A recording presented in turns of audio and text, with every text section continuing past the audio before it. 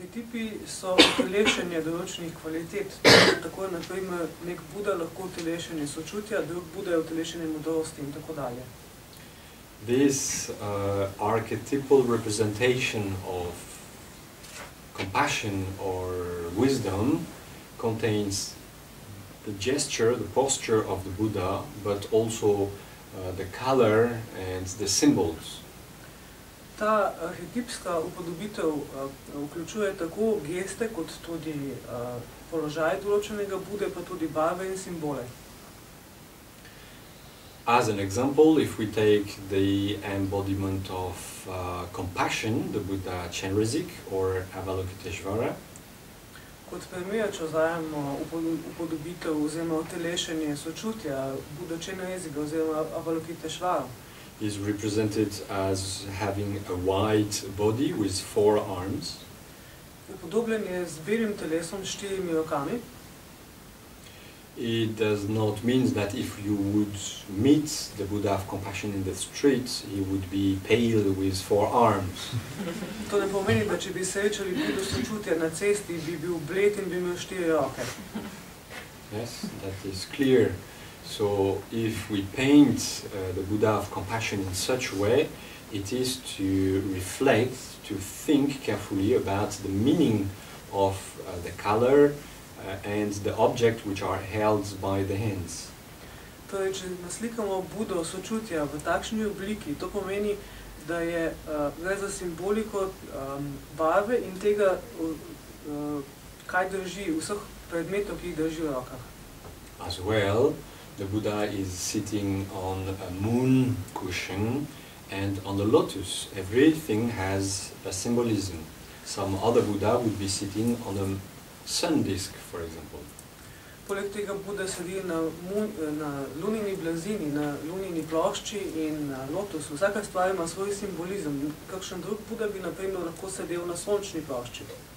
So when we really think about these symbols and we visualize them, we are fully creating the archetype of compassion in the case of the Buddha of compassion. In ko dejansko razmišljamo o vseh teh simbolih in si jih vizualiziramo, dejansko ustvarjamo arhetip Bude sočutja, oziroma arhetip sočutja v obliki Bude sočutja. It gives to our mind a very specific imprint and creates specific causes. Našemu umu daje zelo poseben odtis in ustvarja zelo posebne specifične vzroke. Imprint in the sense that while we are visualizing the Buddha of compassion or visualizing ourselves as the Buddha of compassion, we cannot generate usual thoughts. Vtis v smislu tega, da ko vizualiziramo Budo sočutja ali sebe v obliki Bude sočutja, ne moremo ustvariti običajnih misli. If you see yourself as the Buddha of compassion, how, for example, can you be angry at the same time?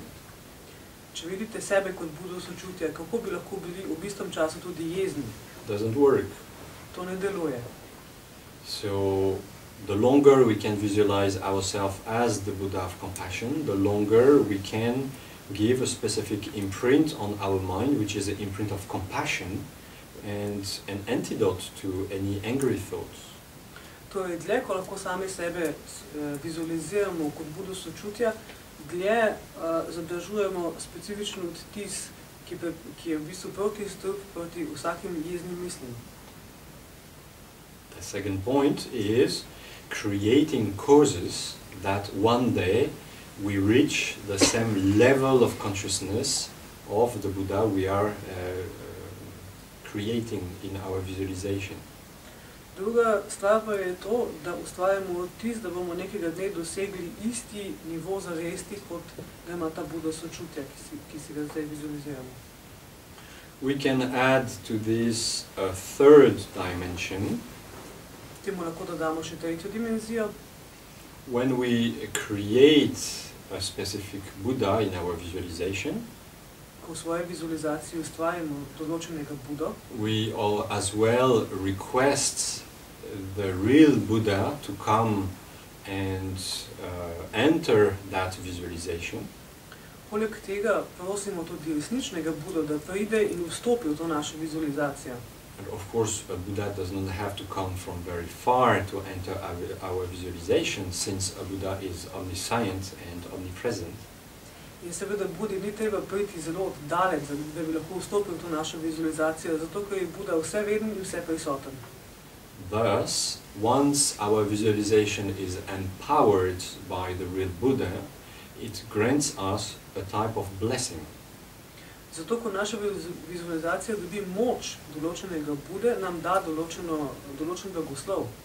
Such blessings coming from a Buddha is helping us to develop our inner qualities, inner positive qualities. Tak blagoslov, ki prihaja od določenega Bude, pa nam pomaga, da razvijamo svoje notranje kvalitete.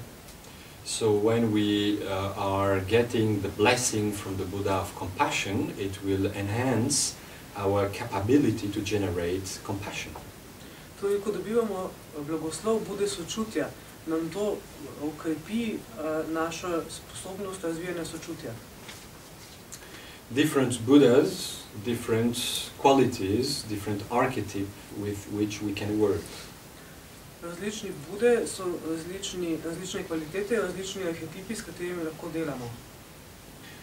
As there are many different type of beings, many different type of minds, there are many different type of Buddhas. Ker obstaja mnogo različnih tipov biti, mnogo različnih tipov umov, je seveda tudi mnogo različnih Bud. As a side note, I would like to emphasize the fact that Buddhas are not to be considered as gods, neither from the God realm, nor as creators.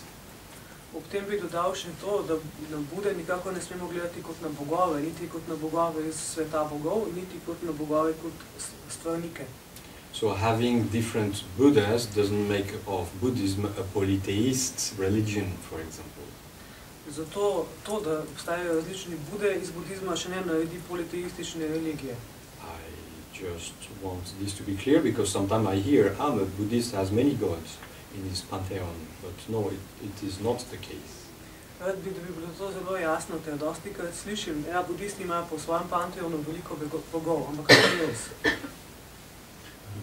The Buddha, the historical Buddha, and all the other Buddhas, archetype of different qualities, are beings having reached full enlightenment before us.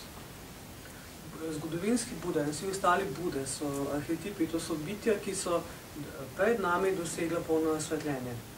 To whom we can pray not as a worshipping way, but much more as a thankful way to have shown us the path. K njim lahko molimo ne na način čaščenja oziroma malikovanja, ampak na način hvaležnosti, zato ker so nam pokazali pot. We are requesting help in order to develop our own quality. We are not requesting a kind of mercy. Prosimo za pomoč pri razvijanju svojih lastnih kvalitet, ne prosimo za neke vrste usmiljenje. As Buddhism teaches, as always taught, and hopefully will always continue to do so, that we are developing our own quality from down to up. Zato, ker budizem uči že od nekdaj in upam, da bo še vedno učil, še naprej vedno učil tako, da svoje kvalitete razvijamo od spodaj navzgor.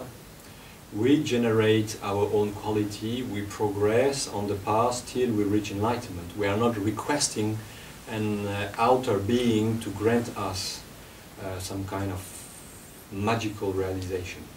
Razvijamo svoje lastne kvalitete, po poti stopamo od spodaj navzgor. Ne prosimo nekega zunanjega bitja, da bi nam dalo neke kvalitete od zunaj, kot čarovnik. So if we are to develop our own quality, it shall involve all the different techniques at our hands. In to je, če naj razvijamo svoje lastne kvalitete, potem mora to vsebovati vse različne tehnike, ki jih imamo pri roki. I would say starting with techniques promoting pacification of the mind and peace, inner peace. Rekel bi, da začnemo s tehnikami, ki povečujejo umirjenost uma, notranji mir. And going further with the development of concentration and creative type of meditation. V naslednjih korakih pa potem za razvijanje koncentracije in kreativnega, ustvarjalnega načina meditacije. It seems that we are in a society which does not promote positive creation.